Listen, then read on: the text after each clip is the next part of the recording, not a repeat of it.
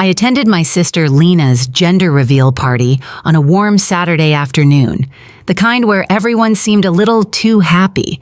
She pressed an ultrasound photo into my hand, her smile trembling with excitement. "Isn't she beautiful?" she asked, eyes shining. "I'm a radiologist.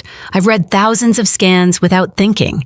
But the moment I looked at that image, my blood ran cold. The shape was wrong. The density was wrong. Everything was wrong. I forced my face to stay still, to not shatter her joy right there in front of everyone. But inside, something terrified had already taken root. Lena had always been the softer one between us. Growing up, she cried at Disney movies and taped glitter stars to her bedroom ceiling. I was the older sister with steady hands, the one who fixed things, bike chains, school projects, broken hearts. Even now, at 39, I was still the one people called when something went wrong. But that afternoon in her backyard filled with pink and blue streamers, I couldn't fix a single thing without destroying her world. Neighbors clustered near the snack table, laughing over plastic cups of sparkling cider. Our parents hovered close to Lena, touching her arm every few seconds, as if pregnancy had turned her into something sacred. Ethan grilled burgers at the edge of the yard, glancing over his shoulder to admire his wife every few minutes. Everything looked perfect. Too perfect. "Maeve, take a photo of us," Mom called, waving her phone from across the lawn. I lifted my hand in a small wave but didn't move. My eyes were still on the ultrasound image tucked in my palm. I'd glanced at it once more on instinct, hoping my first impression had been wrong. It wasn't. I felt the familiar pressure settle behind my ribs, the same weight I'd carried delivering bad news to patients for nearly 2 decades. Lena bumped her shoulder against mine. "You're so quiet." "Are you overwhelmed by all this cuteness?" She laughed, gesturing at the decorations, cupcakes with little question marks, a giant balloon tied to a chair, tiny pink and blue socks hung on twine with wooden clips. "Just taking it in," I said. My voice sounded steady, but my skin tingled with unease. I studied her face, glowing with the kind of hope that blinds people. She'd been talking to her baby girl for weeks. She'd painted the nursery. She'd picked out names. If I said anything now in front of 50 people, it would shatter her. I slipped the ultrasound into my pocket and forced myself to blend into the party. I refilled drinks. I smiled when people asked how work was. I listened to one of Lena's friends ramble about gut feelings and pregnancy instincts, while my own instincts screamed louder than the music vibrating through the speakers. But every time I looked at Lena, her hand resting protectively over the curve of her stomach, her head tilted as if listening for something, I felt the ground shift under me. Something was wrong. Horribly, impossibly wrong. I tried to steady my breathing, but years of medical training couldn't silence the instinct screaming inside me. The longer I watched Lena drift from guest to guest, laughing, touching her stomach, accepting every compliment about her glow, the more I felt like I was watching someone sleepwalk toward the edge of a cliff. The music thumped through the backyard. Someone passed out cupcakes. Our dad raised his phone to record everything. All I could see was that scan burned into my mind like an afterimage. Wrong shape, wrong density, a solid mass where fluid and tiny bones should have been. My fingertips were cold. I needed confirmation. I needed quiet. I needed Ethan. He was across the yard, wiping his hands on a towel after turning off the grill. When our eyes met, he smiled at me, a goofy, hopeful grin that made my stomach twist. He thought they were about to find out the gender of their first child. He thought the future was about to drop into his hands like confetti. I moved toward him with purpose, weaving through clusters of guests until I reached the patio. "Ethan," I said quietly, "we need to talk, now." His smile faltered. "What did she eat something she shouldn't? Is everything okay?" "Not here." I glanced toward the house. "Laundry room, now." Confusion flickered across his face, but something in my tone must have cut through the noise because he followed without another question. We slipped inside, shutting the door behind us. The thump of music became a distant pulse. "What's going on?" he asked. "Maeve, you're scaring me." I inhaled slowly, choosing my words the way a surgeon chooses instruments. Precise, controlled, mercilessly honest. "That ultrasound image," I said, "it isn't what you think." He frowned. "What do you mean it's the baby? She's been...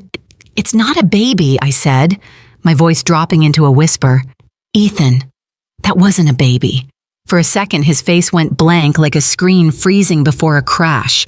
Then the color drained from it all at once. No, he whispered. No, that can't. She's been feeling kicks. I know what she thinks she felt. But trust me, I've read thousands of scans. This isn't a pregnancy. It's a mass, and it's serious. He pressed a hand to the washing machine to steady himself. You're sure, Maeve? Please tell me you're wrong.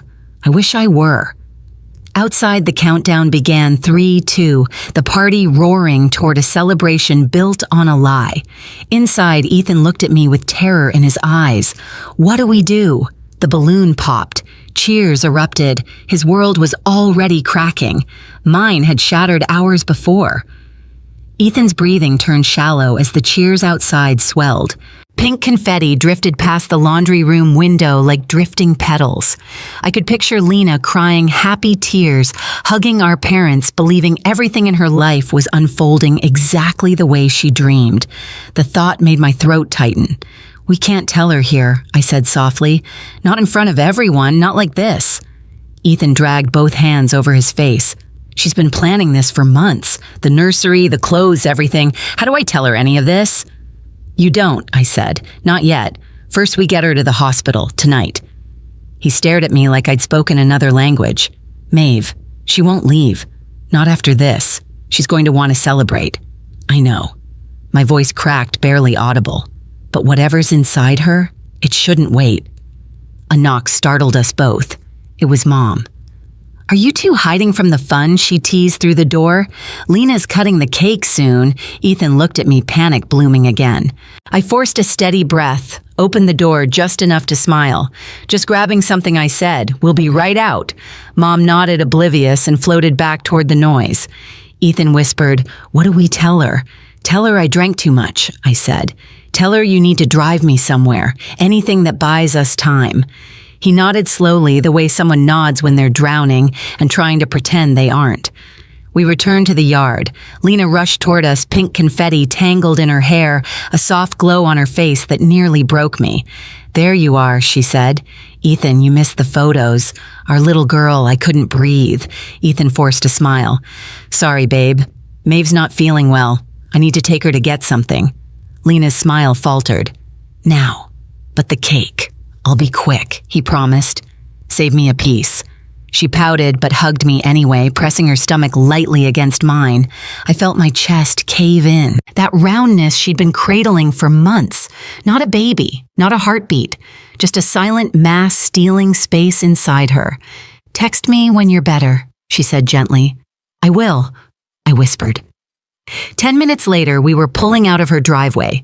Ethan gripped the steering wheel, knuckles bone white. I called Dr. Harper Lang before we even cleared the neighborhood. Harper, it's me, I said. I need you at the hospital. It's urgent. Full diagnostic workup, OB imaging, everything. My sister, something's wrong. Her tone shifted instantly. Bring her straight in. At the ER entrance, Lena arrived confused but trusting because Ethan had followed my script. Inside the dim ultrasound room, Harper's expression barely flickered before she excused herself to get a second opinion. I knew that look. I'd worn it many times. Then the screen told the truth. A solid ovarian mass, large, unmistakable. Lena stared at it. Where's the heartbeat? Harper spoke gently. There is no heartbeat. Ethan collapsed into a chair. Lena covered her mouth, shaking. But I felt her. I felt her move. I stepped closer, voice trembling. Sweetheart, I'm so sorry. Her world didn't crack, it crumbled. Lena didn't scream. She didn't collapse dramatically or lash out. She just folded, like someone had pulled the bones out of her. Harper guided her to the bed while Ethan held her hand, whispering apologies she couldn't hear. I stood near the door, unable to move. I'd spent years delivering terrible news, but nothing prepared me to watch my own sister's heart break in real time. Harper ordered immediate pre-op labs and paged Dr. Rowan Blake, one of the best surgical oncologists in the city. When he arrived, he spoke gently, explaining that the mass needed to be removed as soon as possible. It's large, he said, but contained. That's good. We act fast and we improve her chances. Lena stared blankly at him. It wasn't a baby, she whispered. I talked to her. I read to her. I bought clothes. Ethan's face twisted. I'm so sorry, he said, voice cracking. I didn't know. I should have... No, she said sharply, shaking her head. It's not your fault. Someone told me I was pregnant. Someone let me believe it. Her eyes drifted to me. I expected anger, but there was only confusion, grief, and a terrible kind of trust. You knew at the party, she whispered, a blade to the chest. I suspected, I said carefully. I wasn't certain until now. I didn't want to crush you without proof. Tears pooled again, but she nodded slowly. Thank you for getting me here. Dr. Blake scheduled surgery for dawn. I stayed at the hospital, pacing the hallway while Ethan slept upright in a chair beside Lena. When they wheeled her into the OR at sunrise, she reached for my hand one last time. Don't let them get away with it, she whispered. I won't. I promised. The next 3 hours crawled when Dr. Blake finally stepped out, mask hanging around his neck. I braced myself. She did well, he said. The mass was large, but we removed it cleanly. She'll recover. Relief hit so hard my knees nearly buckled. Ethan cried openly. I didn't. Not yet. 2 days later, pathology confirmed the tumor was benign. Lena would heal physically, but emotionally, that was a different fight. She barely spoke the first week. Dr. Elise Warren, a reproductive trauma therapist, came to the house for sessions. Sometimes Lena listened. Sometimes she stared at the wall. She'd lost something she believed in with every cell of her body, a child she'd named, a future she'd rehearsed. One night while Ethan dozed on the couch, Lena whispered, How many women did they lie to? How many thought they were carrying something real? The question lodged in my chest like shrapnel. I couldn't fix the past, but I could stop the people responsible. I started with the boutique clinic Lena had visited, Nest and Bloom Imaging, a keepsake ultrasound studio tucked between a frozen yogurt shop and a nail salon. Their website bragged about high-definition baby previews and early gender accuracy. No mention of licensed sonographers. No disclaimers about not providing medical diagnoses. Just packages, promotions, and glowing reviews. I dug deeper. Buried among the praise were a few uneasy comments. A mother who'd been told she was having twins, only to learn one twin was an empty sac. A father who'd been promised a healthy baby, then discovered severe abnormalities at a real OB appointment. A woman who'd sworn she heard a heartbeat, only to miscarry weeks later. I contacted these families one by one. Jenna Hale cried as she told me how Nest and Bloom insisted her baby was perfect. Her OB found congenital defects 2 days later. Lauren Perez said they'd promised her a boy. She delivered a girl with a chromosomal disorder they never mentioned. Michael Tan's wife lost her pregnancy after Nest and Bloom missed signs of complications. Amber Wu nearly died when her ectopic pregnancy went undetected. They told me everything looked fine, she said. Fine. I almost bled out in my apartment. Every story hit the same note, false reassurance from untrained operators.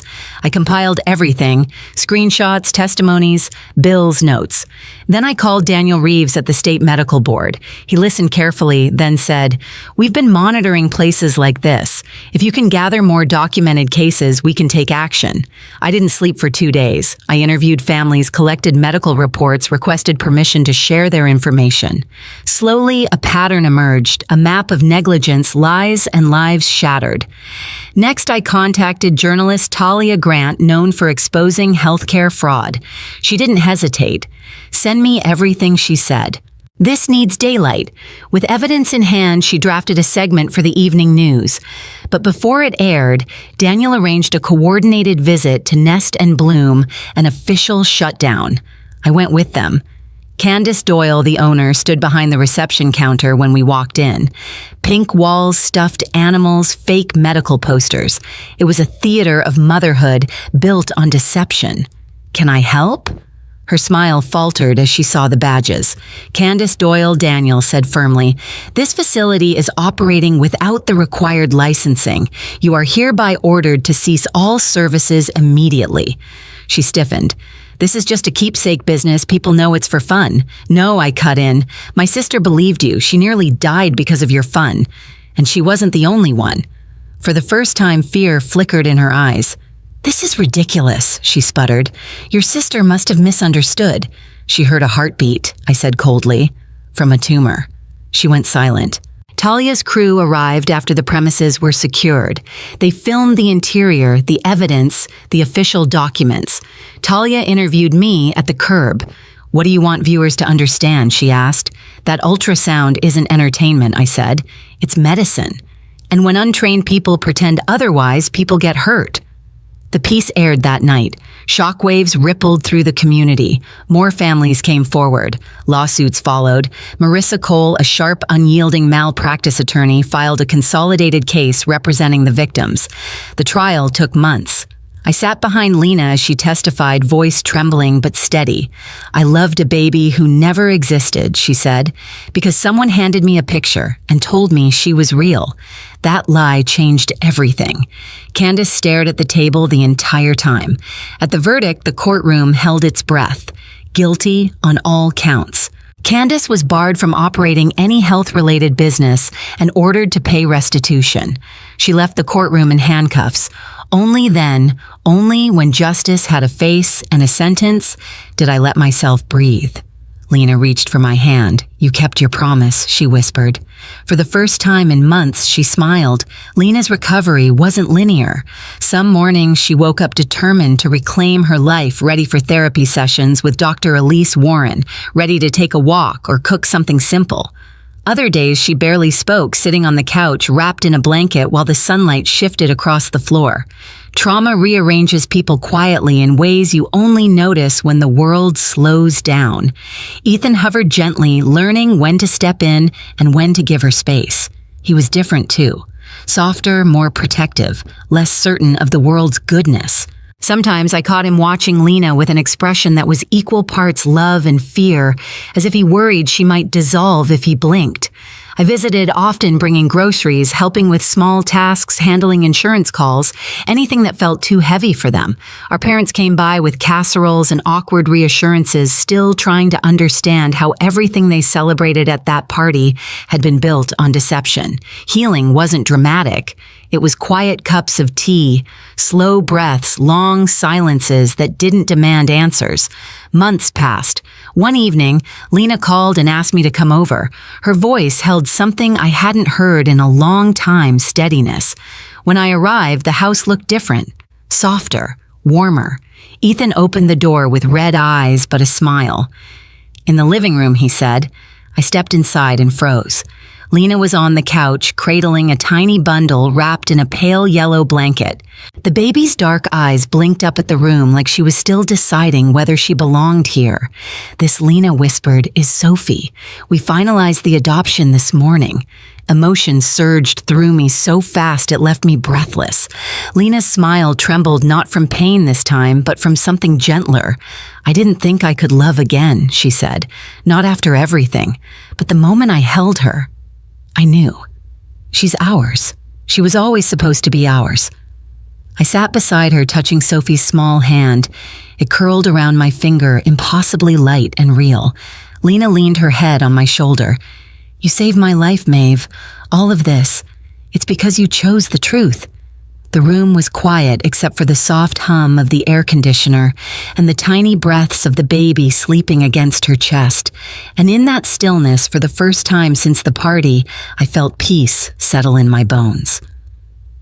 Sitting there with Lena and Sophie, I realized the truth hadn't ruined us. It had saved us. Lies would have taken her life stolen, her future shattered every moment that was meant to come. But choosing to face what was real, however brutal, made room for something honest and hopeful to grow. Families aren't defined by perfect moments. They're defined by the ones we survive together. If this story stayed with you, share your thoughts in the comments. And if you want more real stories of justice, healing, and family, don't forget to subscribe so you never miss the next one.